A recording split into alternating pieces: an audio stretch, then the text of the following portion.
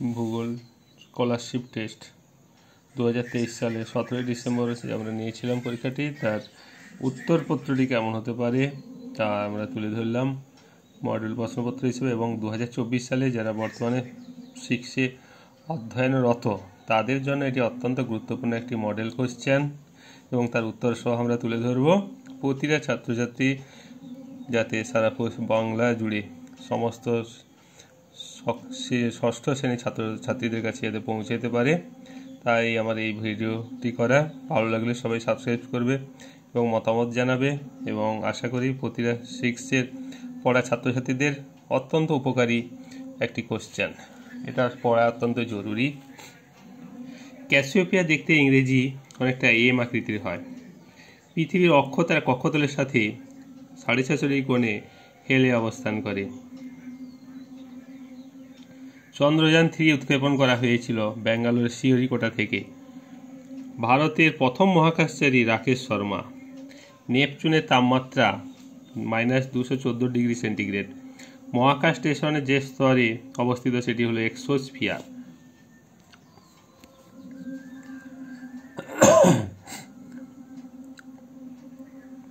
Pangaea ভেঙে Antarctica দক্ষিণ মেরুতে চলে আসে 20 কোটি বছর আগে। আন্টার্কটিকায় স্থাপিত ভারতের গবেষণা কেন্দ্র মৈত্রী। বায়ুর আর্দ্রতা পরিমাপ করা হয় হাইগ্রোমিটার যন্ত্রের সাহায্যে। বিশ্ব অরণ্য দিবস পালিত হয় 21শে মার্চ। শব্দের তীব্রতা মাপক যন্ত্রের নাম হলো লাউডস্পিকার, স্পেকট্রোমিটার, ডেসিবল। কোনোটি নয়, সঠিক উত্তর দিল কোনোটি নয়। গুজরাটের গির অরণ্য অবস্থিত সিংহ, বিখ্যাত সিংহ জন্য। ভারতের সাক্ষরতা হার 74.04%। ভারতের জনবিরল রাজ্য হলো সিকিম।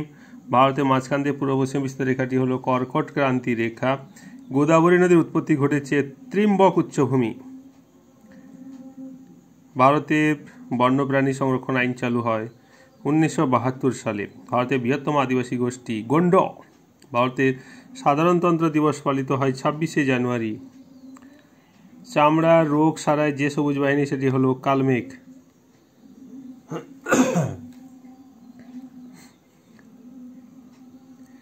এবার শুদ্ধ হলে সু, অশুদ্ধ হলে অপাশে লিখো, এটি আমরা জানতে হবে। সেরেস হলো সৌরজগতের বৃহত্তম গ্রহাণু। শনির তাপমাত্রা 184 ডিগ্রি সেন্টিগ্রেড শুদ্ধ। সেরেস হলো সৌরজগতের বৃহত্তম গ্রহাণু, এটিও শুদ্ধ। চতুর্থ বৃহত্তম মহাদেশ উত্তর আমেরিকা, এটি অশুদ্ধ। উত্তর থেকে দক্ষিণে আবর্তনকের গ্রহ হলো ইউরেনাস, এটি শুদ্ধ।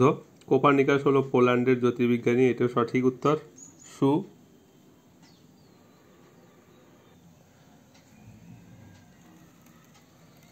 স্ট্র্যাটোস্ফিয়ারের উচ্চতা বাড়লে উষ্ণতা কমে, অশুদ্ধ। গম চাষের জন্য বৃষ্টিপাত প্রয়োজন 100 থেকে 150 সেন্টিমিটার, এটিও অশুদ্ধ। সিন্ধুর উপনদী হলো ইরাবতী, শুদ্ধ।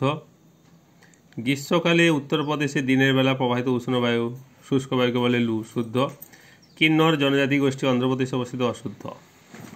সঠিক ও উপযুক্ত শব্দ বসিয়ে শূন্যস্থান পূরণ করো। মানচিত্র অঙ্কনবিদ্যাকে বলা হয় কার্টোগ্রাফি। কালো মাটির প্রধান ফসল হলো তুলা। উত্তর পূর্ব মৌসুমী বায়ুর জন্য শীতকালে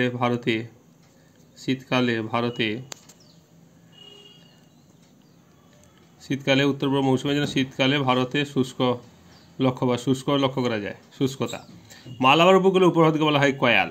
কর্কটক্রান্তি রেখায় পৃথিবীর আবর্তন গতির বেগ ঘন্টায় 1550 কিলোমিটার/ঘন্টা। সূর্য থেকে মঙ্গল গ্রহের দূরত্ব 22.8 কোটি কিলোমিটার। পৃথিবীর দ্বিপ্রান্তীয় মেরুবিন্দু সংযোগকারী কাল্পনিক রেখাটি হলো অক্ষ। আন্টার্কটিকার জীবন্ত আগ্নেয়গিরি মাউন্ট এরেবাস। আকাশে মেঘের পরিমাণ হলো মেঘাচ্ছন্নতা। ভারতে অবস্থিত হিমালয়ের সর্বোচ্চ শৃঙ্গ কাঞ্চনজঙ্ঘা। এক কথায় উত্তর দাও। সূর্যের ভেতর দিকে উষ্ণতা থাকে কত? 1.5 কোটি ডিগ্রি সেন্টিগ্রেড। একটি বামন গ্রহের উদাহরণ হলো প্লুটো। ইউরেনাসের একটি উপগ্রহের উদাহরণ হলো মিরান্ডা। ভারতের প্রমাণ সময় 82:30 পূর্ব। এশিয়া কাপ ভারতীয় দূরদর্শনে বিকাল 3টায় দেখতে পাই, তাহলে রেলওয়ে সময় অনুসারে তা প্রকাশ করো। 15:00 ঘন্টা, 15 ঘন্টা। ইসরোর পুরো নাম হলো ইন্ডিয়ান স্পেস রিসার্চ অর্গানাইজেশন। চন্দ্রগ্রহণের সময় চাঁদের উপর পৃথিবী গোলাকার ছায়া দেখে পৃথিবী গোলের রূপ প্রমাণ করেন অ্যারিস্টটল। পৃথিবীর সবচেয়ে কাছের গ্রহ কোনটি? শুক্র। ভারতের দীর্ঘতম হিমবাহের নাম হলো সিয়াচেন। গ্রিক শব্দ আন্টার্কটিকার অর্থ উত্তরের বিপরীত। বায়ুর গতিবেগ মাপা হয় অ্যানিমোমিটার যন্ত্রের সাহায্যে।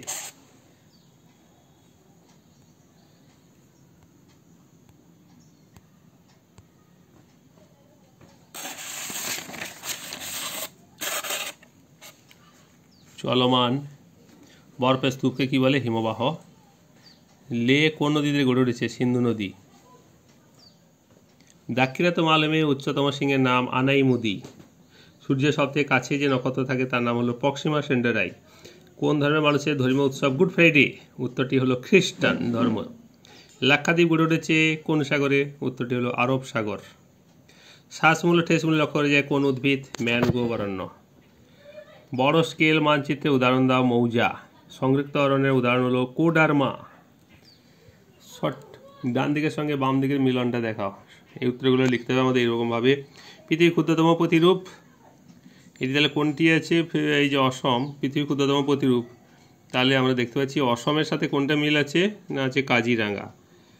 ঠিক স্ট্রাটোস্ফিয়ারের সঙ্গে কোনটি মিল আছে? এটা হলো জেট বিমান।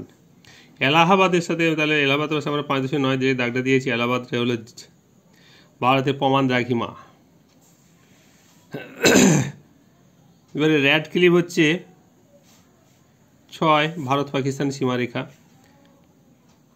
এই প্রশান্ত আমরা যেটা দেখতে পাচ্ছি এটি হলো মারিয়ানা খাত, প্রশান্ত মহাসাগরে অবস্থিত মারিয়ানা খাত। রেসার পিন, সর্পগন্ধা। গ্লোব, গ্লোব হচ্ছে পৃথিবীর ক্ষুদ্রতম প্রতিরূপ। গ্যানিমিড, এটি হলো বৃহত্তম উপগ্রহ। অ্যানিমোমিটার, বায়ুর গতিবেগ।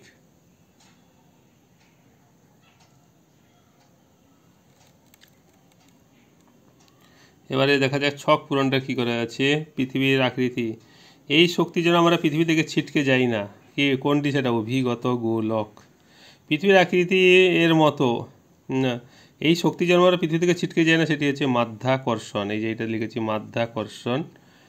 পৃথিবীর আকৃতির অভিগত গোলক। দিগন্ত রেখা সর্বদা এই আকৃতির, গোলাকার। দিগন্ত রেখাটি হলো গোলাকার।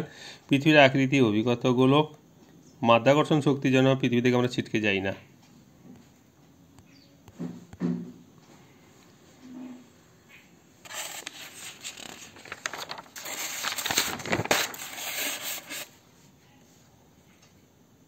এই বৃষ্টি তাজমহলকে ক্ষয় করেছে।